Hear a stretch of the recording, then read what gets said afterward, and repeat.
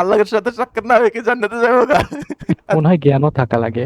ইসলামে তো জান রক্ষা করা ফরজ, বিশ্বাসটা বেশি দরকার। কিছুক্ষণের কথা থেকে কই গেছস গা আমি জানি না, কিন্তু কিছুক্ষণে একটা কথা আমি কই, যে যে ক্যারেক্টারটার কথা কইছস তুই, মৌলবী ক্যারেক্টারটা, মানে প্রেগনেন্ট মহিলার যে স্বামী, যে ছেলে ডাক্তার দিয়ে ডেলিভারি করাবে না, তার মেয়ে দাইমা দরকার। তো ওইখানে তো একটা বুদ্ধিমান লোক ছিল না, যে হুম, অঙ্কের একটা মাস্টার ছিল না? হ্যাঁ হ্যাঁ হ্যাঁ। হ্যাঁ।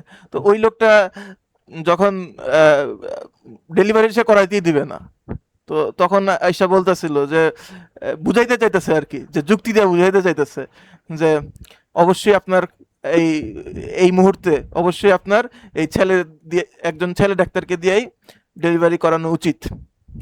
তো বলছে আপনি আমারে যত যুক্তি দেন, ইসলামে এটারে মানে না, আমিও মানবো না। তো উনি তখন বললেন আচ্ছা আমি আপনার যুক্তি দেওয়ার চেষ্টা করব না, আপনি যেহেতু যুক্তিতে মানবেন না, আমি একটা উদাহরণ দিই আপনাকে, যে ইসলামে তো জান রক্ষা করা ফরজ, তাই না? উনি বলল হ্যাঁ ফরজ। তো বলতেছে, তো আপনি মনে করেন দূর দেশে একটা গ্রামে বন্যা হয়েছে এবং পুরা গ্রাম বন্যায় প্লাবিত হয়ে গেছে। তো মানুষ ওইখান থেকে রক্ষা পাইতে চাইতেছে, এমনকি সরকার থেকে ফোর্সও পাঠানো হয়েছে, আর্মি পাঠানো হয়েছে, যে মানুষকে ওইখান থেকে উদ্ধার করতে হবে।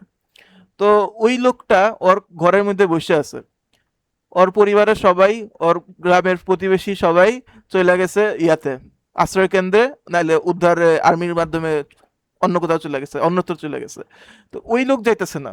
তো ওই লোকের ধারণা কি, যে আল্লাহ আমাকে বাঁচাবে, যে আমি যদি আল্লাহর উপর ভরসা রাখি আল্লাহ আমাকে বাঁচাবেই। আচ্ছা, তো উনি এই এই কথা নিয়ে বসে আছে। তারপরে আহ, একদম গলা পর্যন্ত পানি, না হাঁটু পর্যন্ত পানি উঠে গেছে। তো এখন রেস্কিউ ফোর্স আসছে, আর্মি আসছে, হেলিকপ্টার দিয়ে, না নৌকা দিয়ে আসছে প্রথমে, যে এই ভাই সবাই তো চলে যেতেছে, আপনি নৌকায় উঠেন, আপনাকে বাঁচাই আমরা। বলে না, আমার জন্য আমার আল্লাহ যথেষ্ট, আল্লাহ আমাকে সাহায্য করবে, আল্লাহ সাহায্য অবশ্যই আসবে। তো ওই নৌকা চলে গেল। একটু পরে আহ, পানি যখন একদম গলা পর্যন্ত উঠে গেছে, তখন হেলিকপ্টার আসলো। আইসা আর্মি বলতেছে যে ভাই চলেন, এই গ্রামের মনে হয় শুধু আপনিই আছেন, চলেন আমাদের সাথে, আপনাকে উদ্ধার করি। বলে না, আমার জন্য আমার আল্লাহ যথেষ্ট, আমার আল্লাহ কাছ থেকে, আল্লাহর তরফ থেকে সাহায্য আসবে ইনশাল্লাহ। তো আর্মির হেলিকপ্টারও চলে গেল, এবং একসময় লোকটা মারা গেল। তো জান্নাতে গেল, জান্নাতে না, আল্লাহর সাথে সাক্ষাৎ হইলো। আল্লাহর সাথে সাক্ষাৎ না হয়ে কি জান্নাতে যাবো গা? আচ্ছা, আল্লাহর সাথে সাক্ষাৎ হইলো। এখন আল্লাহ, উনি ওই লোকটা আল্লাহকে বলতেছে, আল্লাহ আমি তোমার প্রতি এত ভরসা রাখলাম, তুমি আমার জন্য সাহায্য পাঠাইলে না। তো তখন আল্লাহ বলতেছে যে এই মূর্খ, তোর জন্য যে নৌকা পাঠাইলাম, হেলিকপ্টার পাঠাইলাম, আর কত সাহায্য তুই এক্সপেক্ট করস? এগুলোই তো তোর সাহায্য ছিল। হ্যাঁ। তো এই লোক তো ওই লোকটা আল্লাহ সাহায্য দেখলো না, চোখ দিয়ে চায়া দেখলো না, যে আল্লাহ তো আমার সাহায্য পাঠাইছে, আমি গ্রহণ করি নাই। তো ওই অঙ্কের মাস্টার আর কি ওই মৌলবীরে এই শিক্ষাটা দিছে, যে আপনি আল্লাহ সাহায্য তো আপনার কাছে আছেই, এই যে ছেলে ডাক্তারটা আছে, এটাই তো আপনার কাছ থেকে আল্লাহ সাহায্য আসছে। তো আপনি এই সাহায্যটা চোখ দিয়ে দেখতেছেন না কেন, এই সাহায্যটা গ্রহণ করতেছেন না কেন?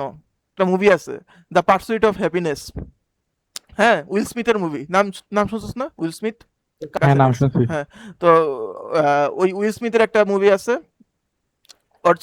ওর ছেলের সাথে এই মুভিটা, জেডেন স্মিথ। তো ওই মুভিতে একই একটা ডায়লগ আছে, একই রকম ডায়লগ, যে ওই ছেলেটা বলতেছে বাবাকে যে এই টাইপেরই একটা ঘটনা, যে আল্লাহ সাহায্য তো বারবার আসে, কিন্তু আমরা, আমাদের সেই চোখ থাকে না ওটা দেখার। এটা বোঝাটা বড়, হ্যাঁ, বোঝাটা বড় ভাবনার বিষয়। হ্যাঁ, কিছু মানুষ বুঝতেই চায় না। হ্যাঁ, কিছু মানুষ বুঝতেই চায় না, কিন্তু এই আল্লাহর সাহায্য দেখতে চাইলে, দেখতে হইলে সবসময় ওই মাইন্ডসেটে থাকা লাগে আসলে, যে ওই দৃষ্টিটা রাখা লাগে, যে নিয়মিত আল্লাহর জিকির করা লাগে, বা নিয়মিত আল্লাহর স্মরণে থাকা লাগে, তাইলেই তুই দেখতে পারবি যে আল্লাহর সাহায্য যে আসতেছে। মনে হয় জ্ঞানও থাকা লাগে। জ্ঞান থাকা লাগে, কিন্তু বিশ্বাসটা বেশি দরকার। বুঝছি।